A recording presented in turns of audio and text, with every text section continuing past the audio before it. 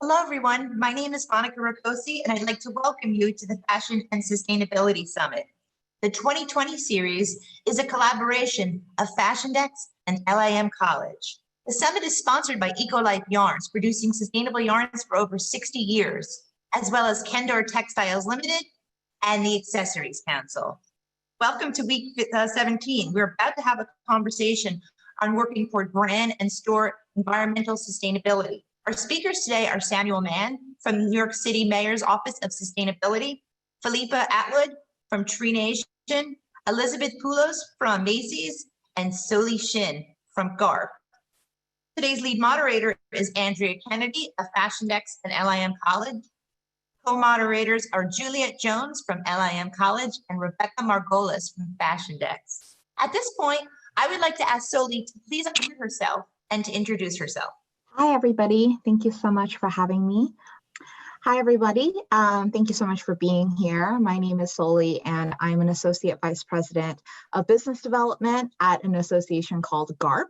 We stand for a Global Association of Risk Professionals, which on its face has nothing to do with sustainability. But however, in the past 2 years or so, we've seen a huge uptick in curiosity of risk management officers looking towards how to deal with climate change. Essentially, the questions that they were asking were about the feedback system that we have noted on this slide here. The first picture really shows the anthropogenic reasons as to why our climate is changing. And the next picture shows that that feedback system has then created impacts which affect us in the real world and affect our businesses. The way that risk managers talk about risks are categorized into two different categories that I would like to call physical risk and transition risk. Physical risk are all the climate change impacts that happen because of the things that we see in our natural environment. So we see weather as an impact of physical risk, and they could be acute and chronic. The next type of risk is transition risk, which essentially encapsulates all of the risks that come from adjusting to a low carbon economy. I'm going to talk very briefly about TCFD reporting, which is a huge part of what we do at GARP, which is to educate finance and sustainability professionals on what this is. But I know that my colleague Elizabeth is actually going to speak on this a little bit later, so I won't go too much into detail. But I wanted to just point out that these frameworks are a response to the business world needing a way to manage these risks and to disseminate what they're doing to mitigate their exposure to these risks to the general public and to their stakeholders and investors. And so obviously GARP has their own specialty within the TCFD framework, which is focused on risk management. And I wanted to just highlight one company here for the fashion audience, Kering, which has done an amazing work and has risen above its competitors in terms of its risk management CDP disclosures that it has done. It's not fully compliant yet with TCFD, but we hope that with leaders like these, TCFD reporting will become more and more popular. So with that, I'll hand it off to the next panelist. Thank you. Thank you so much, Soli. At this point, I would like to introduce Philippa Attwood of Tree Nation. Thank you for having me, everyone.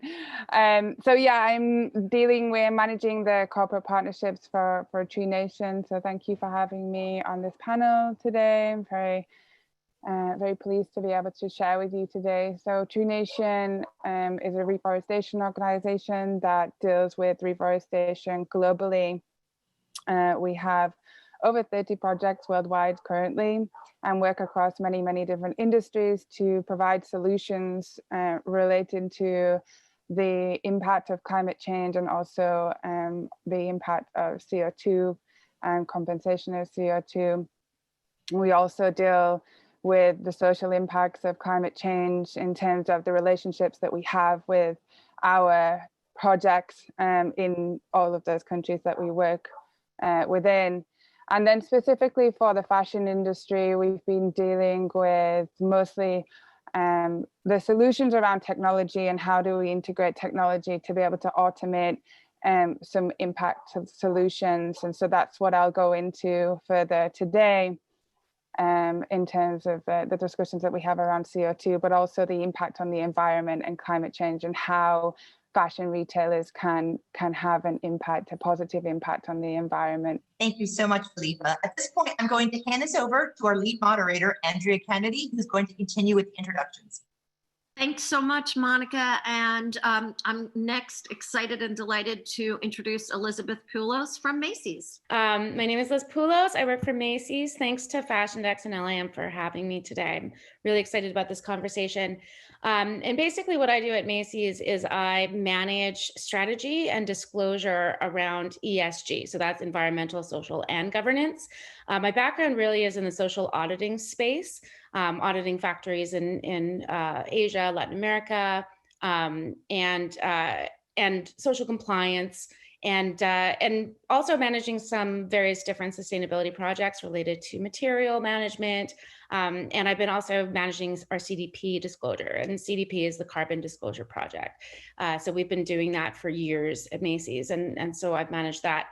And so I'm transitioning a lot into more of the ESG disclosure space, stakeholder engagement, working with our investors to understand what our investors are looking for and asking us to do, and investigating some of these frameworks and how we can actually disclose in a way that's logical, responsible, and actually helps us progress on our environmental goals.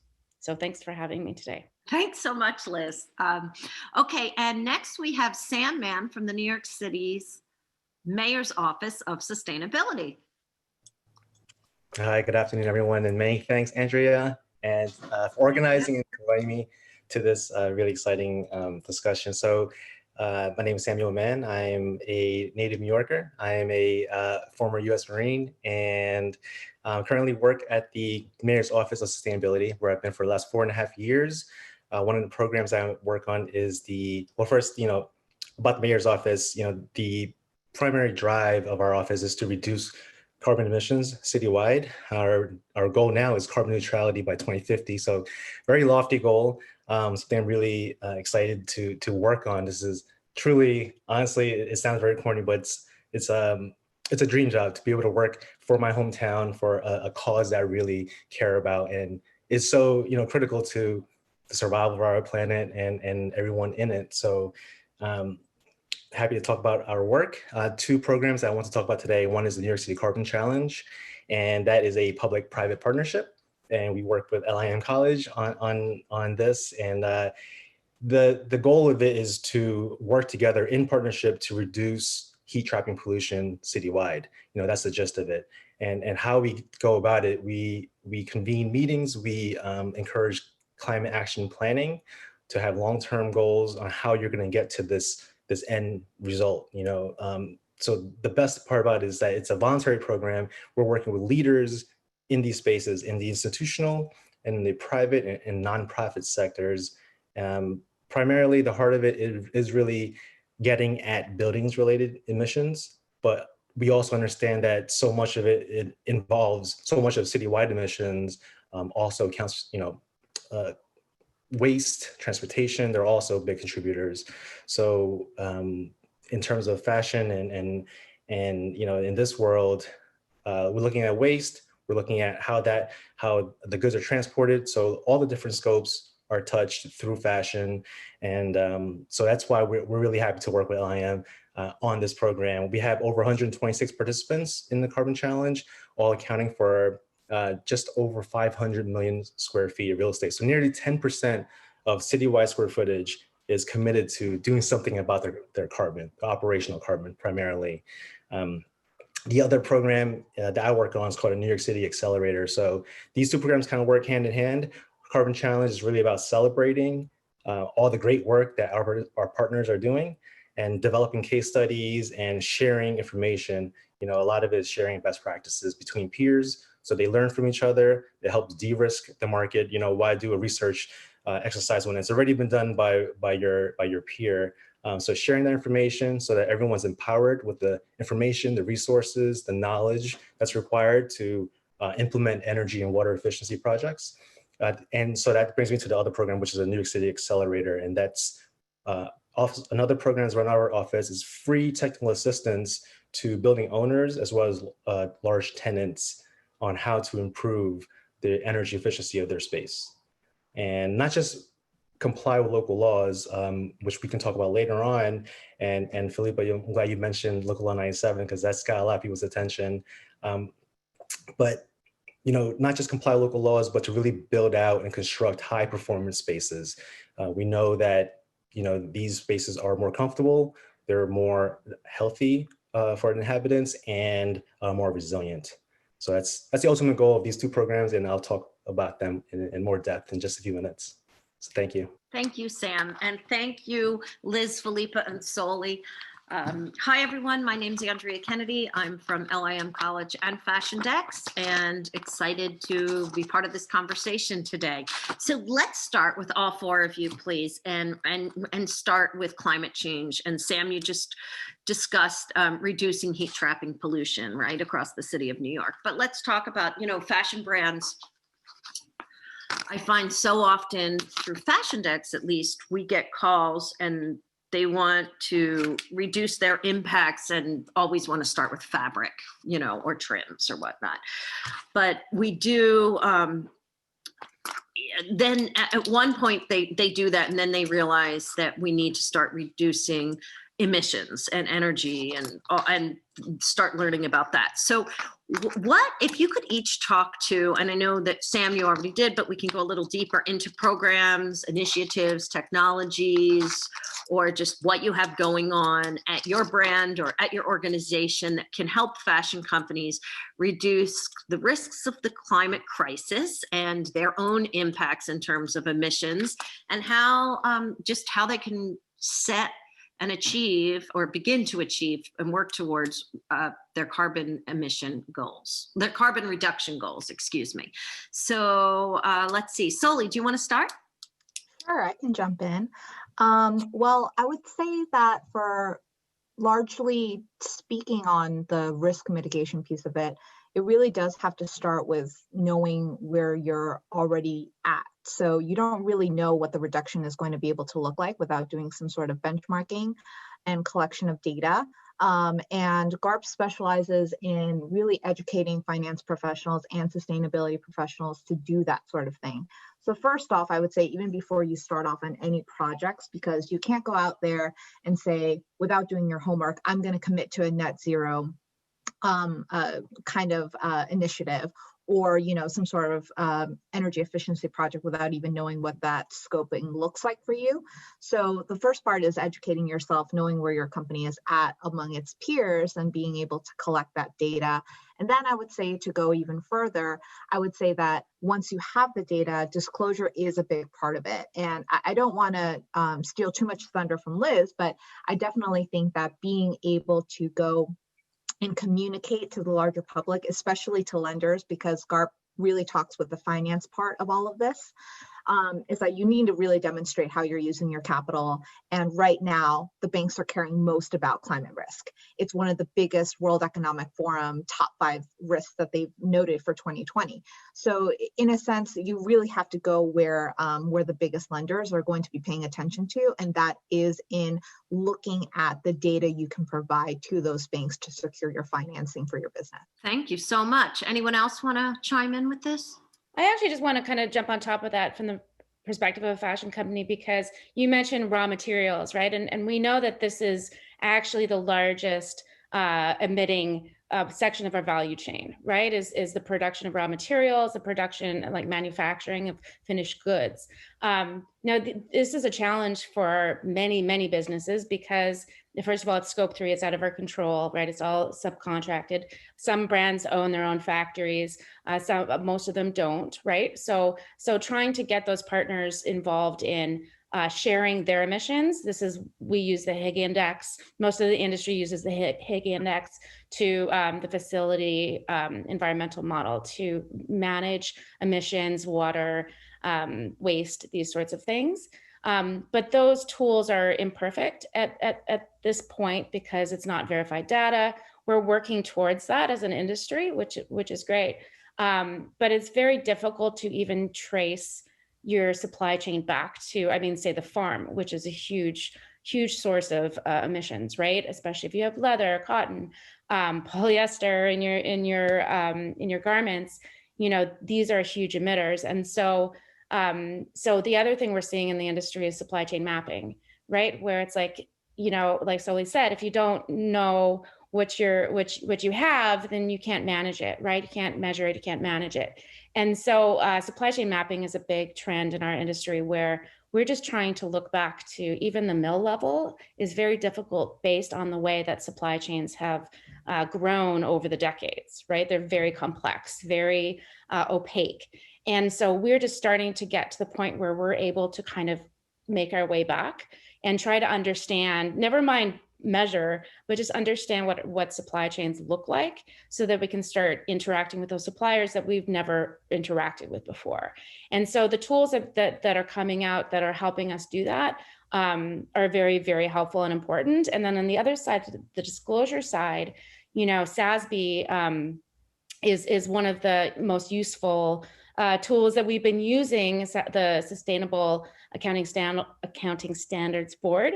They have a series of KPIs, measurements, basically disclosure requirements that are very specific in terms of this is what we want to see so that we can compare results between companies, right? So investors are looking at companies kind of like an apples to apples basis. You're doing well on these indicators. You're doing poorly on these indicators. This is where we put our money.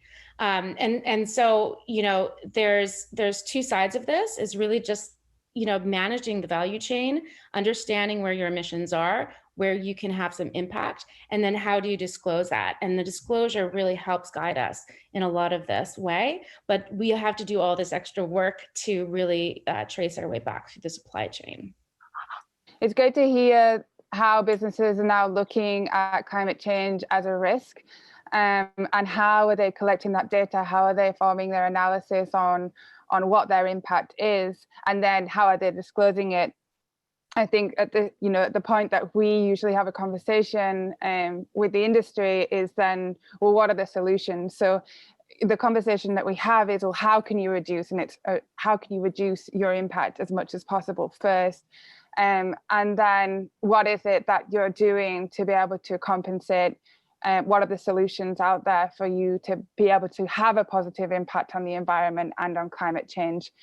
And so that's largely the conversation that we have, and particularly around, you know, the conversation is usually around CO2, and that conversation started to, you know, become more popular over the last 5 years. And a lot of the statistics and a lot of the analysis is done on those kind of figures. And of course, you know, working with a reforestation organization such as Tree Nation, we can have that conversation, and the solutions that are out there, yes, they impact and reduce your carbon emissions, and that has an impact on the climate and the environment. And so we were talking just before this call, more holistically speaking as well, is how do we create a good ecosystem? And how do we integrate that into the business? How do we make that relevant for the business and their risk profile? And how do we make that then relevant for the conversation that they're having with the consumers? So yes, they're doing the analysis, then they're doing the disclosure, but then what is the conversation after that point around the solutions and around what is it that you're doing to have that positive impact and firstly reduce, but then compensate what is not able to be reduced?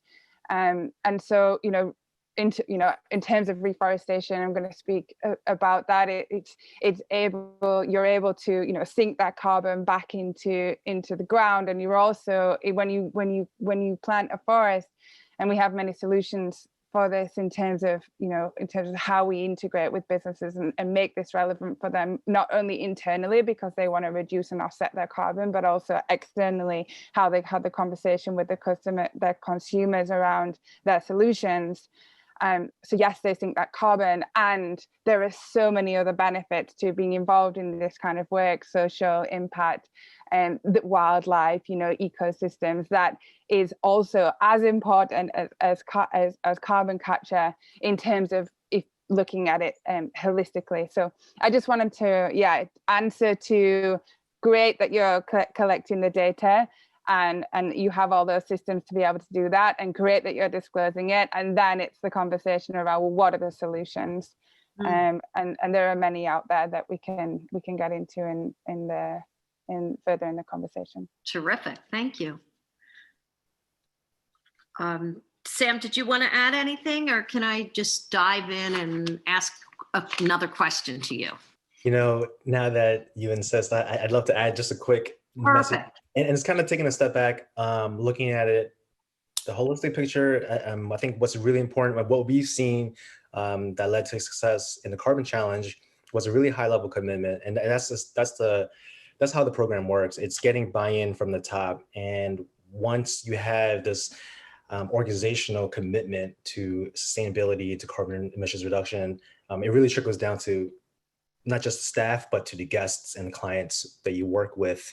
And how that's expressed is, I think, is really important. Number one is to hire someone, to have like a sustainability director or someone who's a director of ESG or CSR, having that level of corporate social responsibility and having that transparency, getting the word out, whether it's through an annual report or shareholder meeting, is extremely important. And then once you have the buy-in from the top and expressing this commitment through one way of doing it is through these public-private partnerships. And that's this other part I want to touch on is collaboration, whether it's with the city, with this program, the Carbon Challenge, or collaborating with your building owner. If you're a tenant, having those conversations with your building owner is just a matter of communication, having the right contacts and the right conversations around what can be done to improve operational sustainability.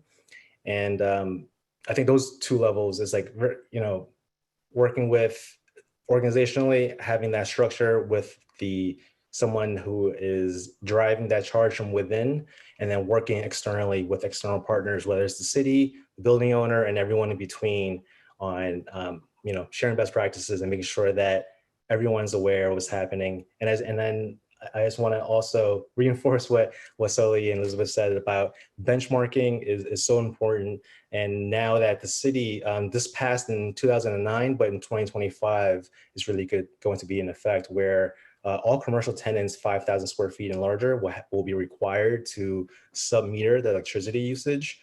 And I think that's going to go. So if you aren't currently doing it, soon we'll see all, if not many commercial tenants start measuring that level of electricity. And it's great that we work with the utilities because they're making it easier to get that information out there to the public. Thank you so much, Sam. Am I unmuted? Yes. So let's stick with you. I'm going to ask you each one question, but since let's keep going. You mentioned that you help companies and businesses and all your Carbon Challenge partners comply to laws, and most fashion companies in the US, even though they may produce globally, their headquarters are out of either New York or LA. And I feel like New York and LA have really both amazing climate action plans across their cities.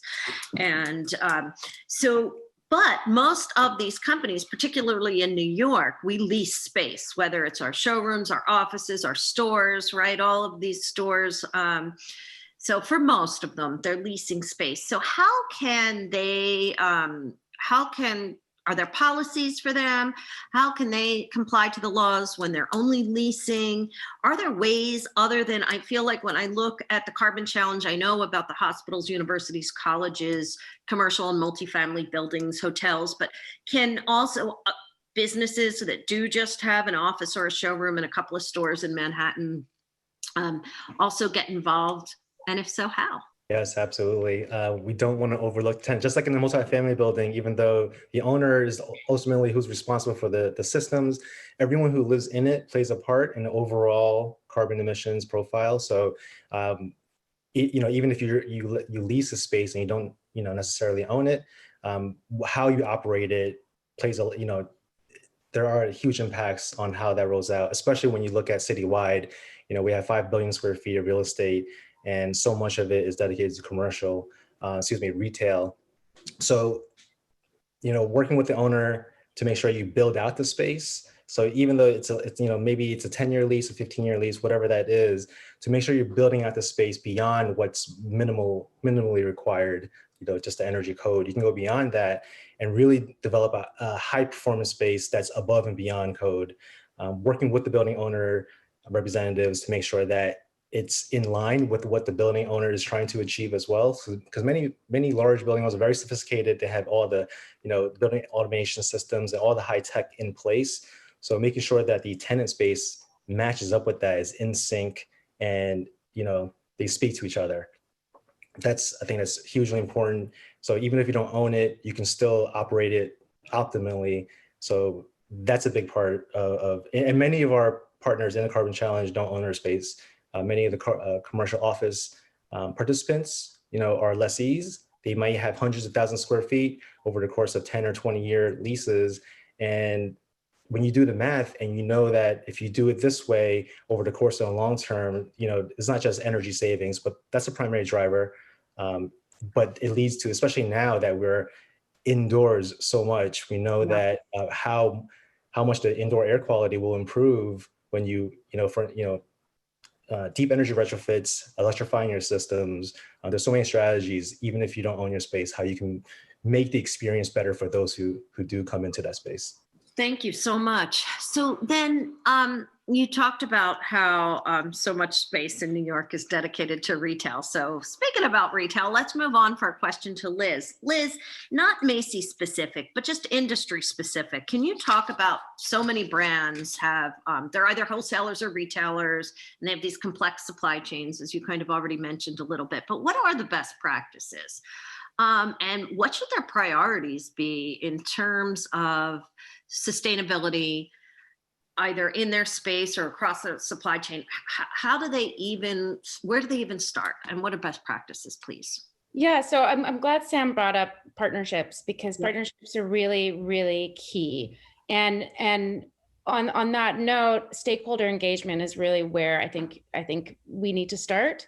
And when we talk about stakeholders, there's a broad range of stakeholders, right? Clearly, our communities that we're manufacturing in, that we're operating in, are consumers, right? And most companies have a consumer insights department where they're gathering information on their values, right? What are our consumers' values? They want to tell us, they want to buy with their values, especially now that everything's online. There's like the data analytics, the opportunities there are huge, right? To understand, what are people searching for? What are they looking for? It's different than it was before, right? It's changing. And so we have a lot of that data right there. And then we look at our colleagues, right? I run an employee resource group for sustainability at Macy's. And we survey our colleagues to understand what our internal values are, right? Because companies are made of people, and we want to understand what everyone values internally. And so we have certain systems in place to understand that. And then again, investors are being very clear about what they want from us, right? BlackRock has basically given companies 12 to 18 months to comply with the TCFD framework, right? And this is, the largest asset manager in the world. So businesses are paying attention. And so I think of it as a bit of a Venn diagram, where you take all your stakeholders, what do you want? What are their values? Let's put it in a big Venn diagram. What's in the middle there? It's kind of what we call a materiality assessment that a lot of businesses do, just to understand, to take information from the outside to what's going on in the world, and to put that all into a bucket and say, okay, these are the things that we need to prioritize because our stakeholders care about it. Right. So there's multiple ways to be doing that. And again, the disclosure frameworks really help us, show us, it gives us a way to look at our value chain and define things, and even put units on things, right? Because when we think about our supply chain that's international, they have different units. There's different ways of measuring things, right? We want to make sure that everything we do is standardized, or else you're not going to be able to compare units, right? And so we look to these frameworks for guidance on how to analyze our supply chain, analyze the emissions, and really see where we have control. I mentioned scope 3 before. Whereas we have control over scope 1 and 2. So are there ways that we can look at our emissions there where we have control, or more control, and reduce our emissions, which in turn leads to greater efficiency and lower costs, right? The ROI on renewables is pretty obvious. And so I think there's a number of different ways you can do that, right? One of the things that TCFD recommends and actually requires, and CDP as well, is to look at the financial impact of climate-related risks and opportunities, right? So this is basically thinking, they recommend doing a scenario analysis where you look at, what are climate-related risks if there's a 2-degree or a 4-degree scenario, and look at, cost of raw materials and packaging, right? We know that there's going to be chronic water stress. We know that there's going to be extreme weather in the countries in which we manufacture, never mind have our facilities, right? And then integrate the financial impact of that into our business planning. And one of the big problems that I think a lot of organizations have is that the costs of the externalities aren't tied to revenue, right? So when we look at our revenue and we look at what we're making, it doesn't take into effect the waste, right? They're managed by different departments. And so you really kind of need to connect the dots and say, okay, well, if we increase this product, then our waste is also going to go up, and tie those two costs together, right? And integrate the finance throughout. And that's really what TCFD and CDP allow us to do, and to make the business case for it, to say BlackRock wants us to look at the financial impact of our externalities and look for business opportunities, right? I mean, there's like just in the footwear field, you think about the competitive advantage of looking for innovative solutions that actually reduce waste, right? So this becomes, it takes sustainability from a cost to a business opportunity and a competitive advantage.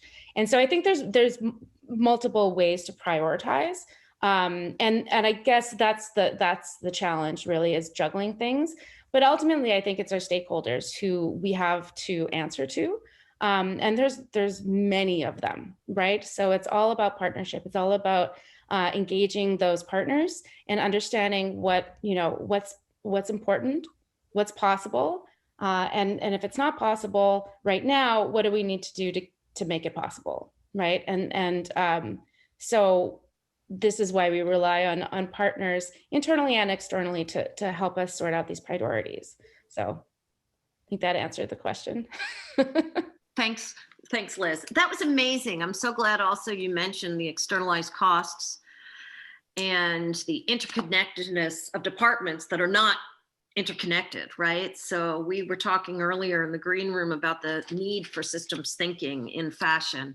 And that's the perfect example of where it's a little bit lacking.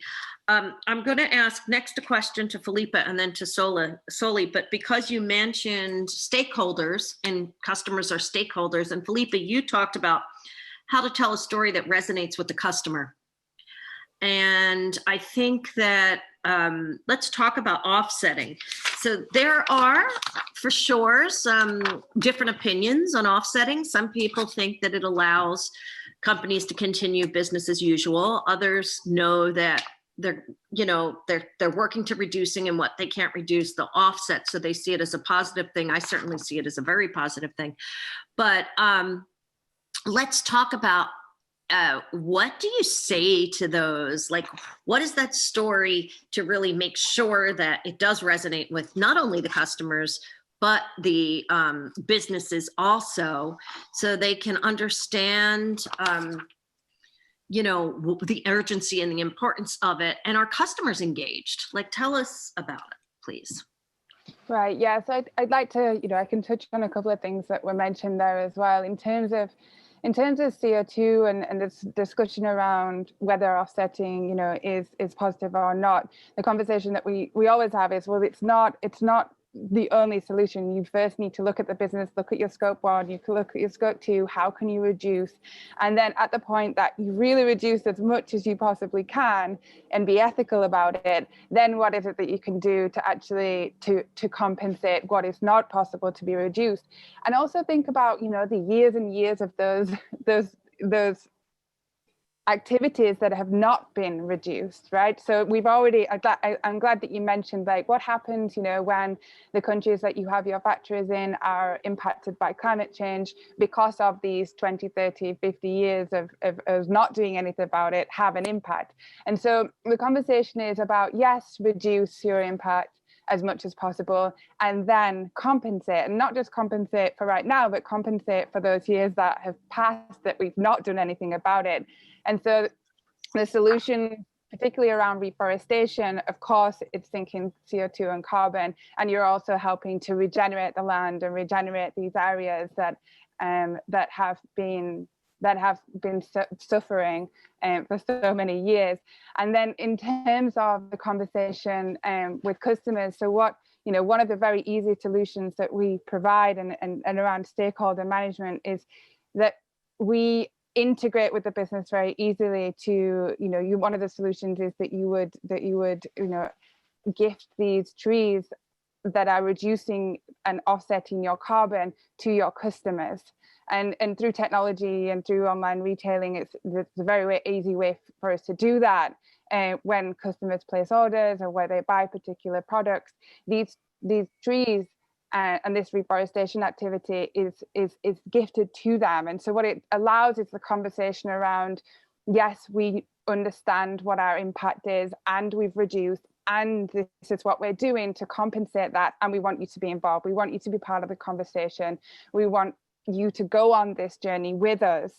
And then, you know, and going back again to Elizabeth's point on the commercial value of that, is that, you know, consumers are now looking at what a brand's doing around sustainability, what are they doing to help the environment, and how are they choosing to spend their money? Who are they choosing? What are the brands that they're buying with? And so any conversation that you can have that interacts with the customer around what you're doing regards sustainability and the environment will have a commercial impact, and a business case can be built around that in terms of retention of your existing customers and attracting new customers, because that's who you are, that's what your values are, and that's what your ethics are, is around doing something for the planet. So you know, there's two conversations. One is around CO2 and the impact of scope 1, 2, and 3, and how do you offset that? How do you compensate for that? And then, you know, particularly in terms of reforestation, there are so many other benefits for the environment that your consumers are really interested in as well. And so it allows you to have that conversation. So you're addressing your metrics, and you're able to build a conversation that has a commercial impact with your consumer stakeholders and your internal business stakeholders. Amazing. Thank you so much. I love the word gift in there. I feel like in this space, there's so much language that is the opposite of gift. You know, we're going to combat climate change. We're going to reduce, we're going to, you know, mitigate. And the word gift really includes feels like love. So I love that. Thank you so much. Now, Soli, if I can move to your question, to a question for you, please, because so many fashion companies, whether they're people in the industry or, you know, just working in the industry, in a department, or even in the C-suite, they want to shift to sustainable models. As a matter of fact, they call Fashiondex all the time for that specifically, and they have no idea where to start. So other than in terms of sourcing, right? What skills do they need and to enable positive impacts, reduce negative impacts, and how does governance need to change? Please. So I'll kind of address the skills question first, because I think that's easier. And governance is definitely a question that is going to be highly specific depending on the company and the board members that you have. So in terms of the skills, I definitely recommend GARP's Sustainability and Climate Risk Certificate, because that's specifically focused on building foundational knowledge for people that want to learn about these things that are already practitioners or are planning to be practitioners. And within there, we talk about a lot of the things that Liz has already mentioned. So being able to do scenario analysis, understanding what scenario analysis is, being comfortable with risk models, those are all things that are going to be now expected as a part of a role in a company that does have an integrated sustainability team. And I mean integrated based off of a little bit of what Liz was actually saying before as well, where you have the mixing of the financial knowledge and the acumen that's actually throughout the entire company, not just siloed on the treasury team or on the risk team or on the finance team, because more and more what we're finding out is that the lack of communication between these teams are actually creating a lot of problems that not only slow down the quality and the final deliverable of like an annual report or your sustainability initiative, but what they're actually doing is that they're hindering strategy and they're hindering innovation.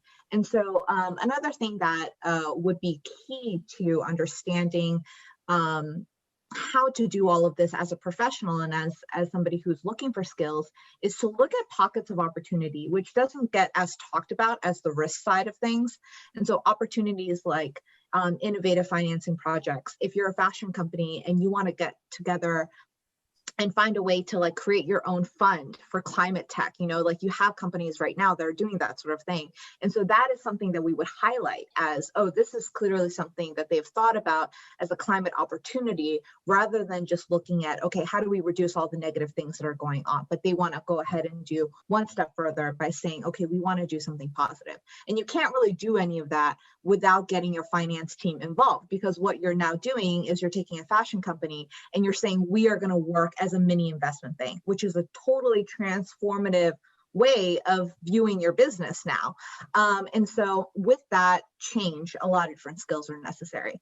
And then lastly, just to stay on governance, I would say some very basic things that should cover good governance best practices would include, you know, if you have people on your board that are passionate about sustainability, they need to be able to create a team or a task force and have that almost regular interaction with the C-suite and the type of people that are all underneath that chain throughout the company, from the analyst level to the chief sustainability officer, meeting with them and having to truly understand and learn what are the complexities involved. Because a lot of the times in governance conversations, a lot of them are just looking at these things on a yearly basis, and it might not be enough in order for you to fully engage on the level that you need to be in order for you to be a leader in that space. So I would say creating a task force or a subcommittee is absolutely crucial, and then having regular check-ins with your C-level executives.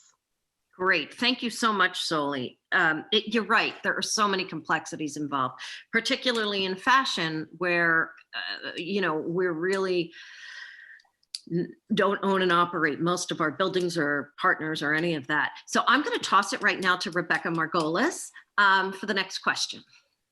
Hi, everyone. This has been great so far. Thank you for all your insights. It's been, this feels very educational, more so than just like talking about the problems. But my first question is, in terms of waste, I'd love to shift over to that. So as we know, it's an environmental and a social justice issue at this point.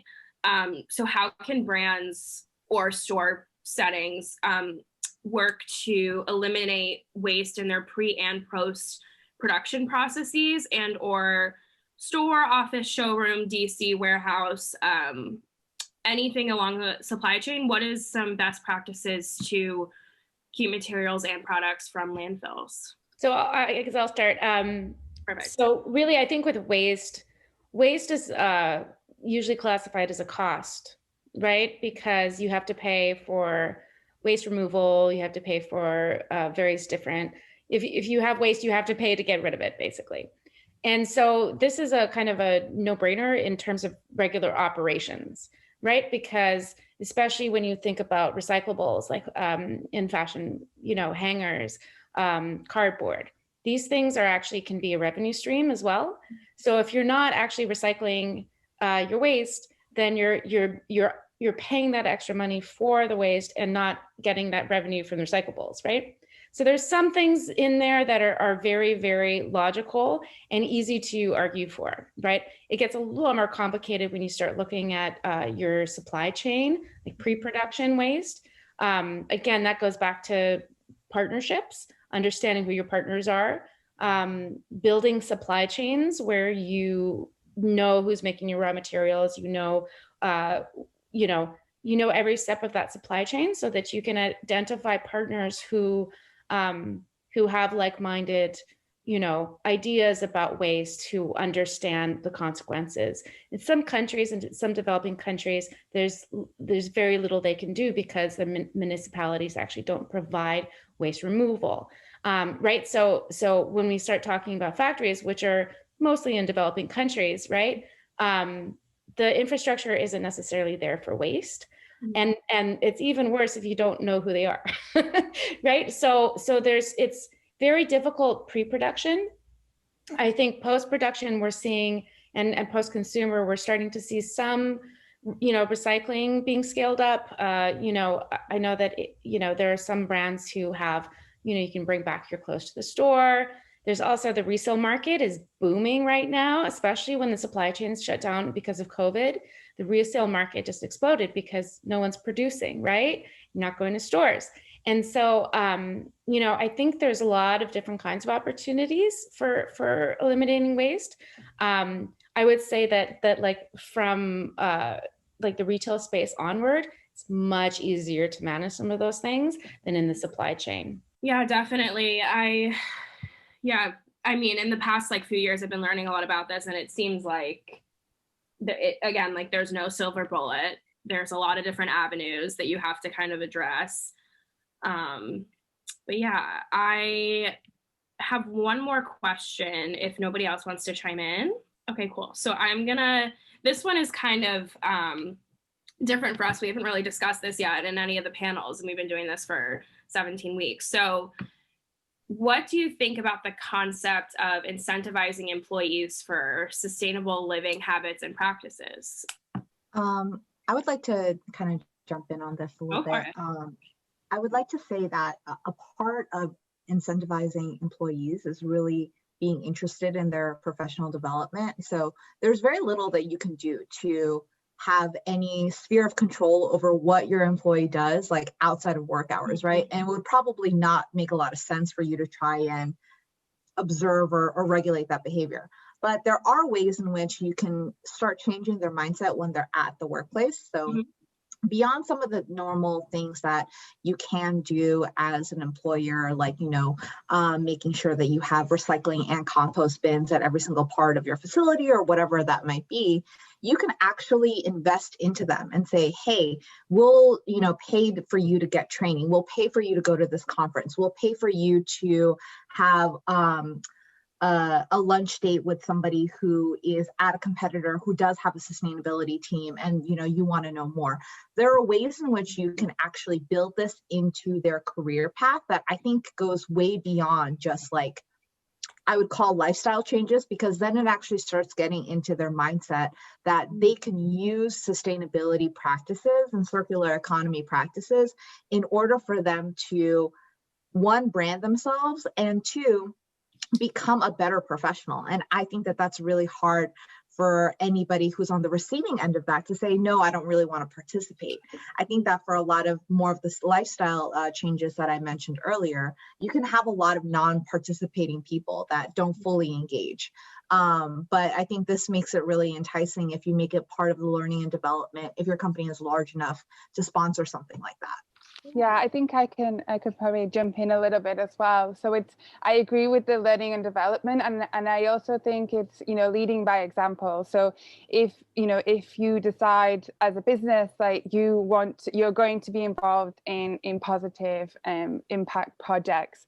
And so, for example, if you decide you are going to, one example is you can plant a tree for every order that is placed on your website and that is gifted to your customers.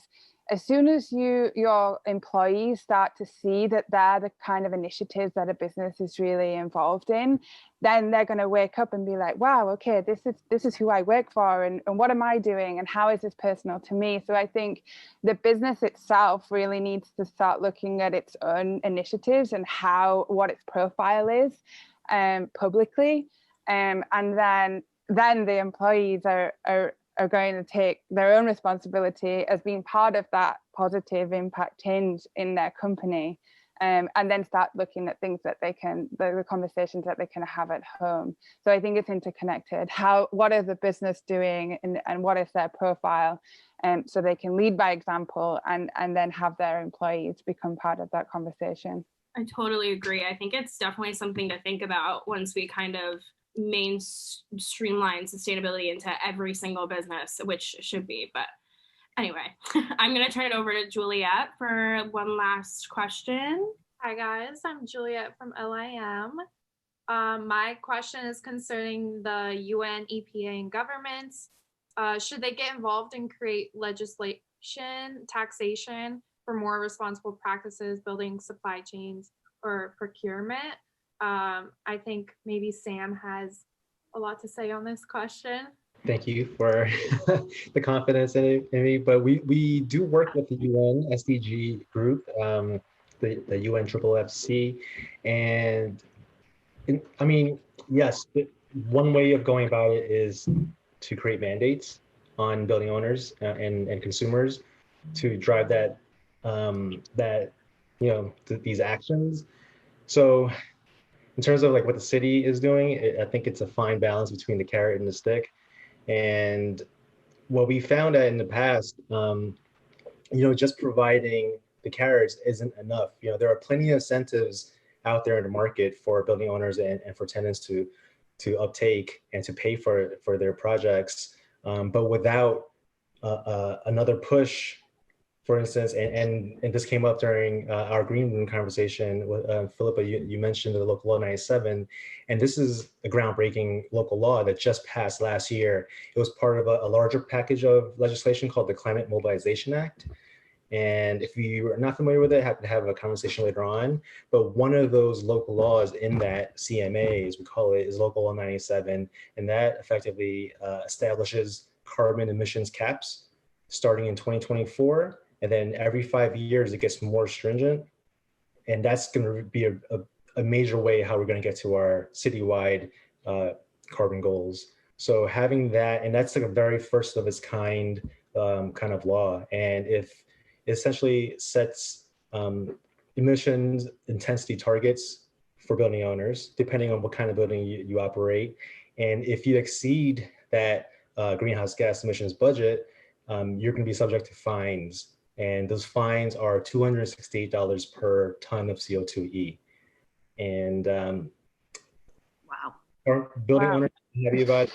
However, there are many building owners who are already doing the right thing and are, already in compliance with even the more stringent targets.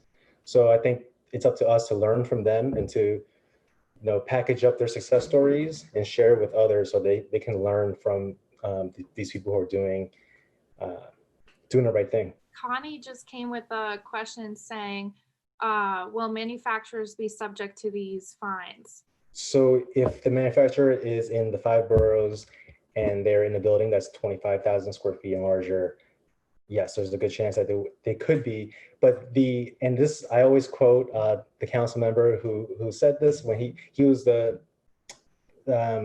sponsor of the bill. And he's always says that we don't want your fines, we want your carbon.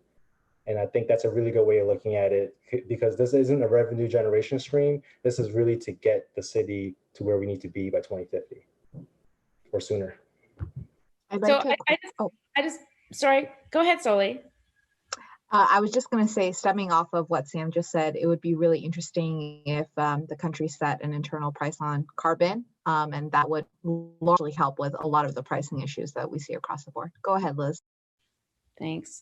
So I would just say that, in terms of regulation, so there's an insane number of frameworks out there for sustainability, for social issues. Like, I love the UN, but like some of their guidance is like 25 pages long and very, very complicated. And a lot of businesses are just like, oh my gosh, there's a million different standards. Which one do I use, right? And that's where government is really good, is creating one standard that everyone can go by. And I think people don't realize that businesses are generally appreciate sensible legislation, right? Like things that make sense in a business context. because it levels the playing field, right? So that we all have to reach this kind of bottom. And then, anything on top of that is just competitive advantage. And also just to create one framework to say, this is what we're expecting. You don't have to worry about going to all these different bodies for all these different frameworks, right? It's a very clear thing. We saw this with Dodd-Frank and conflict minerals, right? This was a lot of, it was, at first it was like, oh, we have to do all of this stuff in terms of human rights in our supply chains. But it actually strengthened our supply chains and became, when they were threatening to get rid of the act, a lot of businesses were like, well, we already built the infrastructure for this, so we're going to continue doing it, right? And it really helped us kind of guide us towards, this is how you do it, this is what we need to see. So personally, I think local governments, state governments, federal governments, and international law should cover and be giving us guidance on these things, because it actually helps us out a lot. Awesome. Well, thank you guys. I'm gonna shoot it back to Andrea. Thanks so much, Juliet and Rebecca. And I know we're just at about time. Connie asked another question, though, about carbon labeling, which I think is a great point. I know Allbirds has recently started labeling their products with carbon. So if you want to address that in the next question, that's great. Or just respond to her directly if you'd like in the chat box. But I have a quick fire question where maybe just, like 30 seconds each. And then I'm going to also go around and ask you each to kind of plug your organizations yourselves. But let's just talk about one tangible, achievable, exciting action a fashion brand can take to reduce options. What is your recommendation for something that they can do that they could start their journey if they haven't started, or continue their journey if they haven't started? Because you're right, Liz, there are so many frameworks, certifications, standards, bodies, organizations, way to disclose, right? That it is kind of, as we talked about earlier, it's like disclosure fatigue. So what is one exciting and tangible action a fashion brand can take? Let's start with Philippa. Yeah, exciting and tangible. So yeah, one really quick solution that we have for retailers, especially e-retailers now, which is where a lot of the consumers are going, is that you install an app basically to your website that allows you to gift a tree to every single customer associated to their orders or to your products, and that impacts on your CO2, and it allows that conversation that we talked about with the customer. So that's something really quick and really simple that any retailer can do. Thank you. And Sam? I'm going to take the opportunity to plug the Carbon Challenge because it's a great way to express your climate commitments, and it's public. And I feel like when you put that out there in the world, and you're being held accountable from everyone who can view these reports or wherever you're stating it on your website. But I think making that commitment publicly and being proud of it and talking about it and telling your story about what the path looks like, because for many, they don't know, and they're looking to the leaders in these different industries to figure out their own path. So I think making that commitment, whether it's signing on to a larger initiative, but very locally, and New York City Carbon Challenge is a very hyper-local program to benefit the city of New York. So I think if you're not already participating in something like that, to volunteer and to make that public commitment. Awesome. Thank you so much. Soli? It's not very exciting, but my recommendation is that you hire people who have a background in sustainability, because ultimately it shouldn't be up to the designer. It shouldn't be solely on the shoulders of the business people. You really need to have manpower to go through all of the education and standards out there so that you're best prepared. So invest and build your team. Awesome. Thank you. And Liz? Mine's not exciting either, but I support everyone else's and agree with everyone else's. But I would just say know your partners, choose partners wisely, especially if you're building a business. You want to make sure that your supply chain partners, your business partners, are on the same page as you and are going to cooperate on these initiatives and anything that you decide to undertake in terms of emissions or waste. Strong partnerships is really the way that we're going to be able to, and even Climate Pledge or the Fashion Pact or whatever it is, strong partnerships are really how we're going to make this work. Yes, awesome. Because as the African proverb says, alone you can go fast, but together we can go far, right? So thank you all so much for being part of this conversation today. I do want to give you each an opportunity if you want to, plug your organization or if not, but, just a way they can get in touch with you, for instance, if they're interested in GARP or Tree Nation, et cetera, and go on. So who wants to kind of a final shout out, please? Yeah, so just touching on what Elizabeth said, we are partnering with fashion retailers to be able to support and provide these solutions that we talked about on the call today. And how can they reach out to you? They can reach out to me directly. You can email me, Philippa at treenation.com, or you can contact us directly on the website, and then we can provide that information to you. Thank you. Soli? I'm just going to put my email in the chat. So if anybody has any questions about the training, there's also free ones on the TCFD. I'll happy to send more resources your way. Thanks. And Liz and Sam, if they or particularly, well, I think everybody knows Macy's. I don't really have to, but America's Department Store, yes, please go to our website and find some beautiful items. Exactly. But I just want to say thanks to everybody, and this was a really, really great conversation. I'm glad that you're doing this work. It's really important. And if anyone wants to contact me, I'm on LinkedIn. Just tell me where you saw me. Thanks. Thank you. I just want to thank everyone for inviting me to this conversation. I've learned a lot just from speaking with you all. One thing I would leave for the audience is that our office also runs a program called Green YC. And you might be familiar with the birdie mascot from the past, but this is a great resource because the website has recommendations, like small steps that each of us can do in our daily lives to improve, overall sustainability, whether it's bringing your own reusable shopping bag or your own reusable water bottle, and opting out of like junk mail, things like that. That's all available on the website. And I'll put that in the chat. And if you want to get in touch, I'd be happy to connect. Please reach out to me. I'll put my email in the chat as well, but you can always reach out to Andrea, and just in case you don't have the time to jot it down, but I'm available. We're here to speak not just to you, but your organizations. If you want to learn more about what the mayor's office is doing and what my team is doing specifically. Thank you so much. And I also want to thank Rebecca Margolis and Juliet Jones for co-moderating today. And thank you, Elizabeth Pulos. Thank you, Samuel Mann, Philippa Attwood, and Soli Shin. Thank you all so much for joining us today. Please get out there and vote. If we want to change things, we have to vote. So wishing you all a sustainable week, and take it away, Monica. Thank you so much, Andrea. I would also like to stop once again and a big thank you to our sponsors, Eco Life Yarns, Endor Textiles Limited, and the Accessories Council. Sign up and join us next week, week 18. We're going to be having a conversation on sustainability and authenticity in fashion marketing.